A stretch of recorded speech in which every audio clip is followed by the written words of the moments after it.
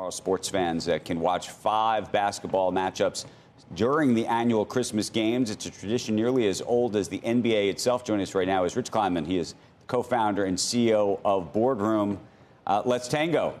Rich, it's nice to see you, sir. Nice to see you. How are you guys? We're good. Merry Christmas. So tomorrow we have a lot of NBA, but we also have a lot of NFL going on. So I'm curious how you think this is all gonna play out. Yeah, I actually think the NBA's got a great opportunity tomorrow. I was interested to see how all things would unfold when the NFL started playing on Christmas Day. But tomorrow the NBA has 5 incredible games. And unfortunately for the NFL, they have 3 games that don't mean as much as they probably thought it would mean when the schedule came out. Right. You have Chiefs, Broncos, the Chiefs are not in it. You have Vikings, Lions, Vikings are not in it. And then Cowboys, Commanders, both those guys are not in it. So the NBA has 5 incredible games, good mix of the old stars and these young stars. So I think it's a great day tomorrow for the NBA. Like someone pointed out, all third string quarterbacks in 3 of the games. But you can still bet. I mean, you can still bet. But it's even hard to bet when you don't know, whether anybody's going to complete a pass. Where are you going to be, Rich, tomorrow? I am going to be in the Bahamas, my friends, but I will be glued to the NBA games. And Joe, it is not hard to bet. There will still be tons of gambling happening, but from the stakes of the games, you won't have Mahomes playing tomorrow. So that's obviously big with the Chiefs Broncos game at night. And I don't know if you saw the NBA lineup, but they have Oklahoma City and San Antonio. So you have Wemby and then obviously Shea. You have Anthony Edwards versus Jokic. You have KD versus LeBron. You have the Knicks at the Garden. And then you have Steph versus the Mavericks. I mean, these are 5 incredible games. It's like 13 hours of NBA football. That's true. That's true. I'm transitioning. I'm transitioning into NBA. I'm not quite there. It's still early, isn't it, Rich? It's still I'm sort of getting out of the College Bowl and the NFL.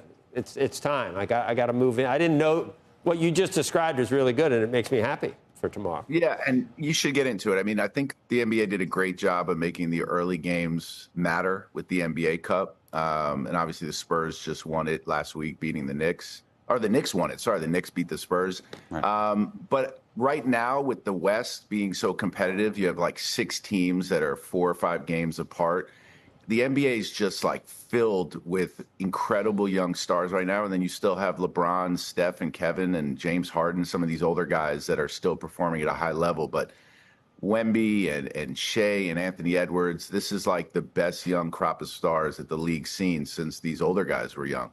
What do you make, Rich? This is maybe taking it off of Christmas for a second, but starting in January, there's this plan for the NBA to try to expand in Europe, try to do this collaboration with FIBA. What do you think that means for the league long term?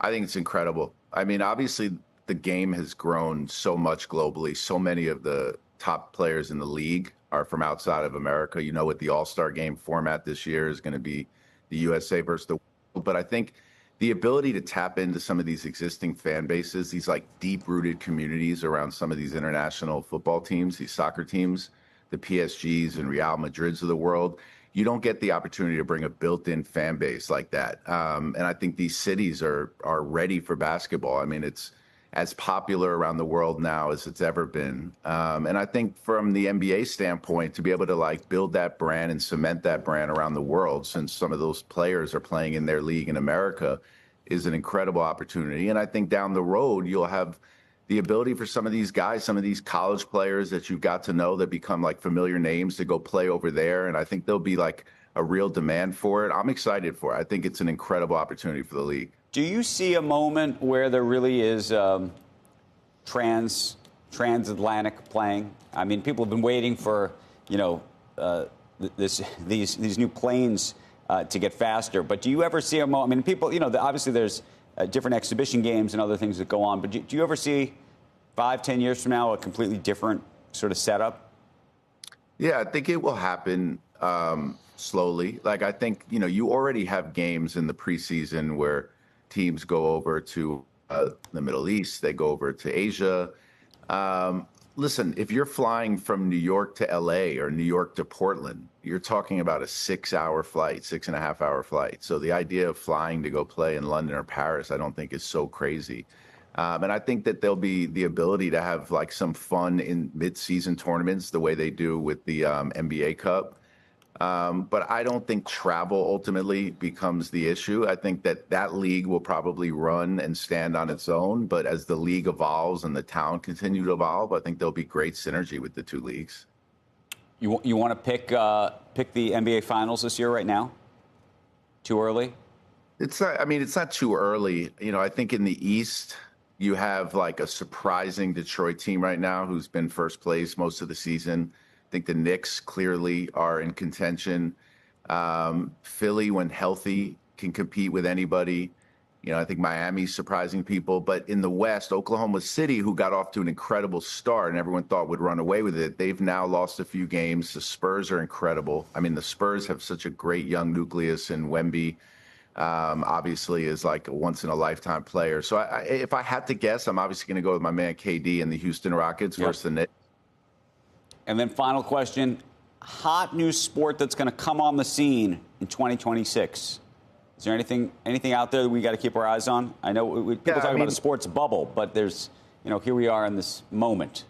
Yeah, I mean, you know how I feel about that. I mean, I think it's not a sports bubble. There's demand for all these sports. There may not be a demand for a business model for all these sports, especially if they try to replicate the model of traditional leagues. But Padel has just grown in popularity and exploded in popularity. There's some great new brands around Padel.